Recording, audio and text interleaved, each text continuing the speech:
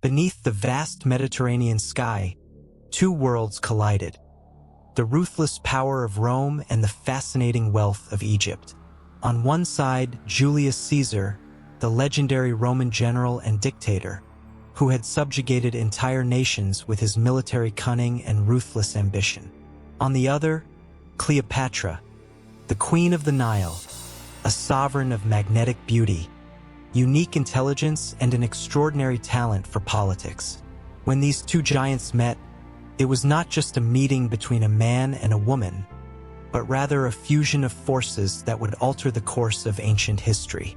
Rome, in the midst of civil wars and power struggles, needed a vision of the future. Egypt, one of the oldest and richest civilizations in the world, faced external threats and internal crises that could lead to its collapse. Cleopatra knew she needed a powerful ally to keep her throne and Egypt standing. Caesar, in turn, saw in that woman not just a monarch, but a strategic ally who could guarantee Rome's dominance over one of the most coveted regions of the ancient world. It was an alliance forged as much by politics as by personal attraction, which transcended the barriers of time and space. Cleopatra was not just a lover of Caesar. She was his partner, a strategist capable of influencing decisions that would shape the fate of empires. Throughout this video, you will discover how Julius Caesar realized Cleopatra's greatness and how, together, they created an alliance that not only consolidated their power, but redefined the direction of Rome and Egypt. How did an Egyptian queen become so essential to a Roman general? What did Caesar really see in Cleopatra? And how did this political and personal union manage to change the balance of power in the ancient world? Prepare to dive into a riveting story of power, passion, and intrigue, where every decision shaped the future of two of the greatest civilizations the world has ever known. At that troubled moment in Rome's history, the most powerful empire in the world found itself divided, torn apart by civil wars that pitted two giants against each other: Julius Caesar and Pompey, former allies who became mortal enemies. Caesar, the tireless strategist and leader of the Roman legions, had won victory after victory in Italy and Greece, forcing Pompey to flee. His pursuit took the general to one of the most intriguing and strategic locations in the Mediterranean: Egypt. Egypt, ruled by a weakened dynasty, faced its own internal crises.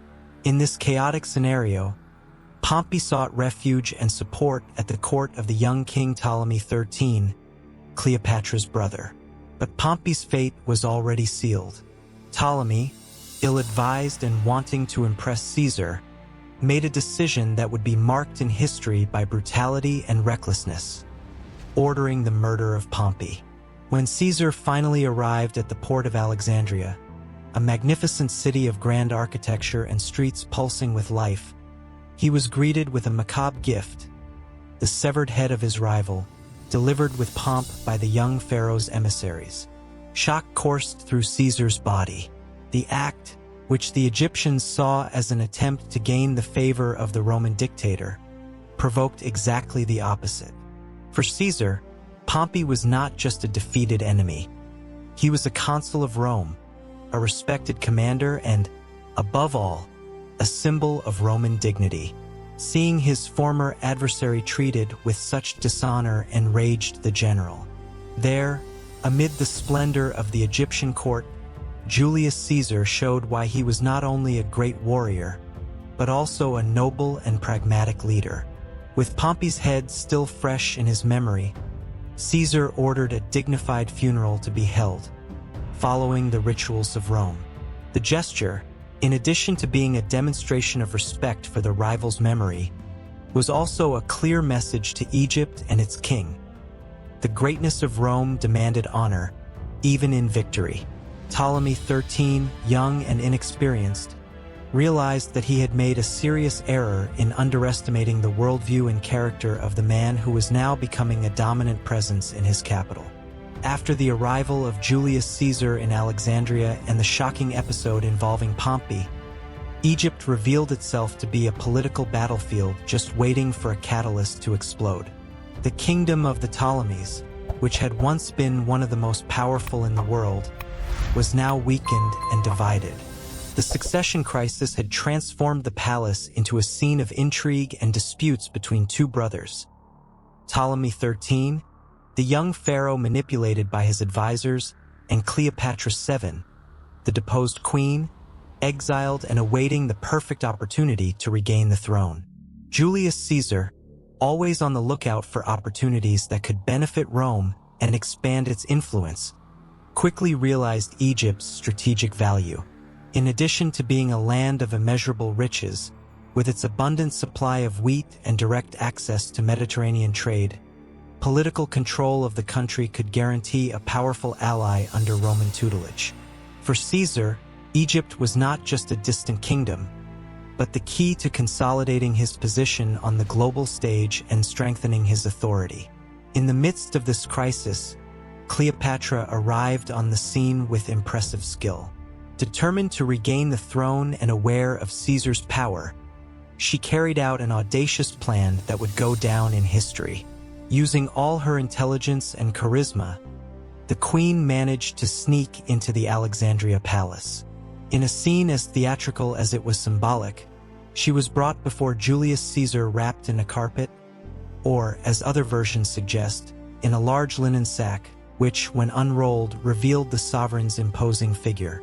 Cleopatra's boldness and cunning surprised Caesar, who saw there not just a deposed queen, but an extraordinary woman with ambition, intelligence, and the ability to rule. The meeting between the two was not just a clash of personalities, but the beginning of a strategic and mutually beneficial alliance. Caesar, ever the strategist, decided to act as referee in the dispute between the brothers. His choice, however, was clear. He recognized Cleopatra as the true sovereign of Egypt. It wasn't just a political act. It was a calculated movement that combined the useful with the necessary. By supporting Cleopatra, Caesar secured a loyal ally on the Egyptian throne, someone who could protect Roman interests in the region and stabilize territory vital to Rome's supply. And if you want to know about the other side of the story, where we show Egypt's side from Cleopatra's perspective, we'll leave a link here in the description and at the end of this video. Just click to check it out. At the same time, Cleopatra knew that her survival depended on Caesar's support. The young queen saw in the Roman general not just a savior, but a partner whose presence could restore her position and ensure the continuity of her dynasty. Caesar, in turn, saw her as an ally who had the resources and cunning to govern Egypt efficiently under the shadow of Roman influence. Ptolemy XIII, unhappy with Cleopatra's accession and inflamed by his advisors, did not accept Caesar's presence as mediator, much less his interference in Egyptian affairs. Caesar's decision to support Cleopatra was seen as an intolerable provocation, and the king declared war, dragging the palace and city streets into the maelstrom of violence. The difficulties faced in Alexandria were unique and challenging. The urban geography of the city, with its narrow alleys and grandiose buildings, made the organized advance of the Roman legions difficult. Ptolemy's supporters launched ambushes, sabotages, and surprise attacks, using their knowledge of the terrain to their advantage. The streets, once vibrant with commerce and intellectual life, became death traps, forcing Caesar to adapt his combat tactics to an environment that was not conducive to traditional warfare. Despite the adversities, the tactical superiority of the Romans soon made itself felt. Caesar, a veteran of wars in different parts of the world, knew that chaos could be contained with discipline and planning. His experience in urban and naval combat was decisive. In the port of Alexandria, the Romans demonstrated their excellence in naval warfare, engaging Ptolemy's forces in fierce combat. The Egyptian vessels, although numerous, were no match for the organization and efficiency of the Roman triremes. The battle was a spectacle of strategy and power, with Caesar personally leading his forces, ensuring that no position was lost. On land, Caesar's legions, even though they were small in number, proved once again why they were considered the best troops in the world. With cohesive formations and precise movements, the Roman soldiers repelled the desperate attempts of Ptolemy's supporters to surround them. Caesar, always attentive to the symbolism of his victories, made a point of keeping the morale of his troops high, reminding them that victory there not only meant the domination of Egypt, but also the consolidation of Roman glory. Arsinoe IV, Cleopatra's younger sister, emerged as a new problem in the conflict. Ambitious and manipulated by Caesar's opponents, Arsinoe proclaimed herself queen and united the rebel factions around Ptolemy XIII.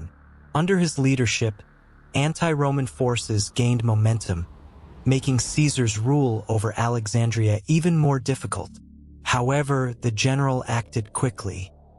He captured Arsinoe and sent her to Rome, where she would be exhibited as a prisoner in his triumph. It was a symbolic blow that weakened the rebels' hopes.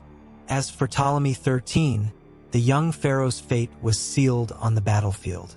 After the defeat of his forces in a decisive battle on the Nile, Ptolemy attempted to escape, but drowned while fleeing. His death ended the dispute over the throne and left the way clear for Cleopatra to rule as the undisputed sovereign of Egypt. Caesar, who had transformed a chaotic scenario into a strategic victory, secured not only the throne for his ally, but also Rome's dominance over a vital region. The battles and chaos of war were slowly replaced by stability. The relationship between Julius Caesar and Cleopatra began to transcend the limits of politics. The alliance that began as a strategic move to consolidate their power also revealed a deep personal connection, marked by mutual attraction and a unique understanding of their ambitions. Cleopatra, with her legendary beauty, sharp intelligence, and ability to manipulate power games, won not only Caesar's respect but also his heart.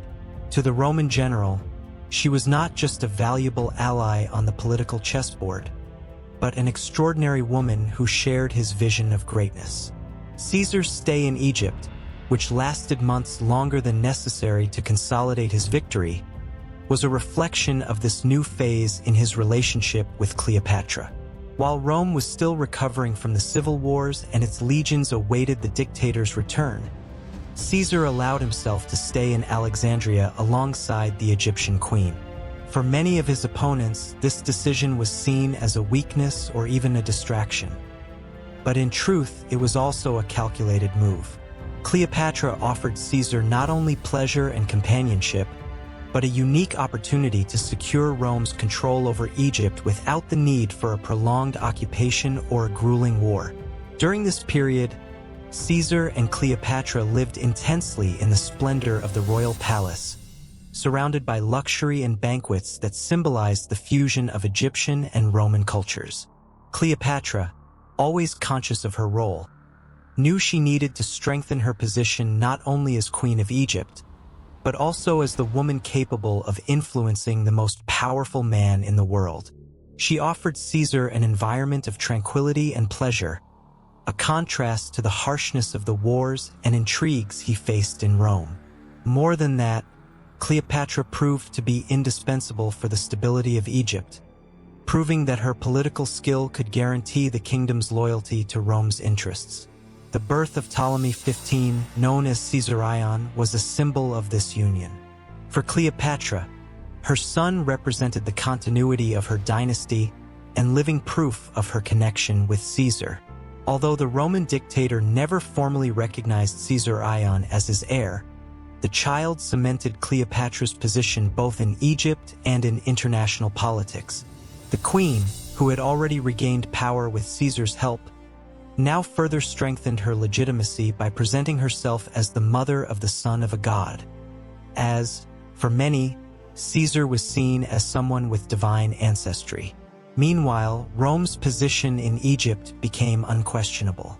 By supporting Cleopatra and guaranteeing her authority as sovereign, Caesar achieved what many generals before him had attempted, transforming Egypt into a valuable ally capable of supplying Rome with its resources without the need to shed more blood.